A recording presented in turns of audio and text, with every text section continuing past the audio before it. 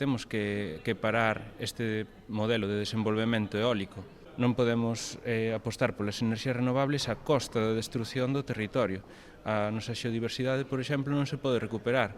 A nosa fauna e a nosa flora vanse ver ameazadas tanto polos aeroxeradores como polas liñas de evacuación, as pistas que hai que facer para acceder a eses parques eólicos. A nosa reivindicación principal é isa. De momento, paralizar, facer unha moratoria, que non se fagan novos eólicos para que se faga un modelo que sexa xusto, vale? Unha transición ecolóxica adaptada ás necesidades de Galiza, que teñamos nos a soberanía sobre os nosos recursos. Nos o que propoñemos é que a enerxía se produza ali cerca de onde se vai a consumir. O próximo 5 de xuño, Día Mundial do Medio Ambiente, agardámoste en Compostela, esperamos que estés, que moitos colectivos se adiran ao noso manifesto, Eólica Si Non, e vémonos o 5 de xuño.